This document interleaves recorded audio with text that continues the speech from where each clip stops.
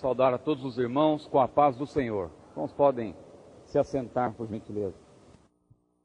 Meus amados irmãos, nós demos início ontem à nossa matéria, que está aí na página de número 5, página 5 da nossa apostila. Os irmãos que não estiveram ontem, nós demos início a esta matéria que tem como título Os Falsos Evangelhos da Atualidade. É uma matéria, meus amados irmãos, necessária e importante para todos nós, obreiros do Senhor, tendo em vista, inclusive, o tema ou o versículo que tem sido usado como base para o tema desta 48ª Escola Bíblica, que diz: tem cuidado de ti mesmo e da doutrina. Ou seja, nós temos que estar atentos, tanto quanto a nossa vida para com Deus, a nossa vida de comunhão com Deus, também a nossa vida em relação à família. Temos que ter cuidado com a nossa vida, mas também com a doutrina. A doutrina não pode ser mudada a bel prazer, como muitos têm feito, mas nós temos que ser fiéis àquilo que está escrito na palavra do Senhor. E eu quero, nesse momento, convidar os irmãos a que nós retomemos o assunto do ponto onde paramos. Ontem nós falamos, numa aula introdutória, sobre... Aqui nós introduzimos falando que esta matéria ocupa-se principalmente do estudo ou da análise daqueles ensinamentos e modismos que surgem entre nós. Porque, como nós dissemos ontem, quando se estuda sobre heresiologia, o estudo das heresias, nós estudamos tanto as heresias que vêm de fora como aquelas que surgem entre nós. Mas nós vamos estudar principalmente as que surgem entre nós, no nosso meio. E nós ontem citamos referências bíblicas que mostram como isto acontece.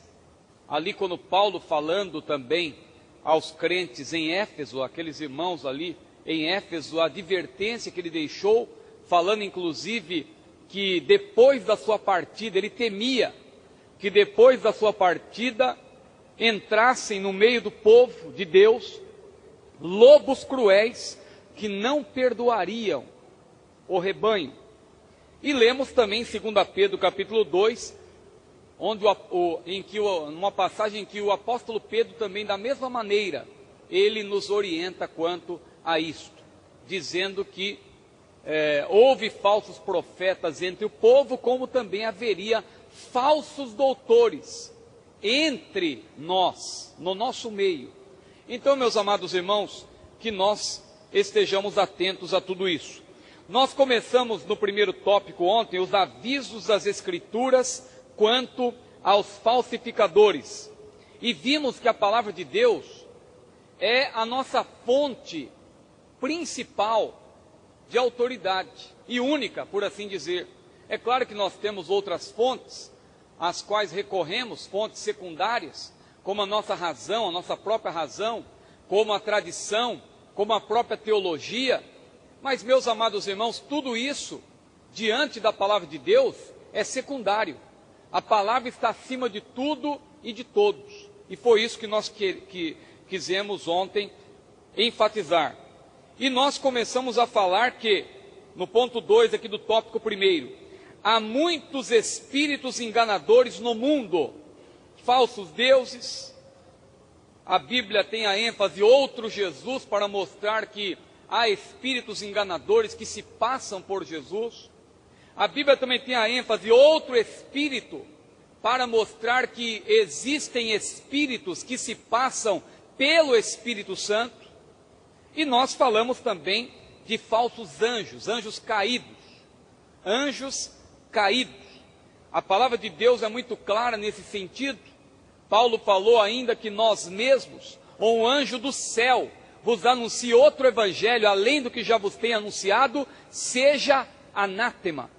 Note que ele disse anjo do céu, e alguém até fica confuso, mas como pode? Então quer dizer que é um anjo da parte de Deus? Não, meu irmão. É que os anjos do mal, a Bíblia diz que eles habitam também as regiões celestiais. O próprio Satanás é o príncipe das potestades do ar, e a Bíblia diz que nós não temos que lutar nem contra a carne, nem contra o sangue, mas sim contra os principados, as potestades, as hostes espirituais da maldade, os príncipes das trevas deste século, nos lugares celestiais. Então, quando a Bíblia diz que ainda que um anjo do céu vos anuncie outro evangelho, é exatamente porque os anjos do mal também habitam as regiões celestiais. E veja que Paulo também falou que o Espírito com E maiúsculo, isto é, o Espírito Santo, ele expressamente diz que nos últimos tempos apostatarão alguns da fé. Veja, apostatarão, não é apostarão na fé. Claro que tem muita gente que também aposta na fé, faz lá uma fezinha, como se diz, joga na loteria e tal, e querendo ganhar alguma coisa, quando a Bíblia diz, do suor do teu rosto ganharás o teu pão.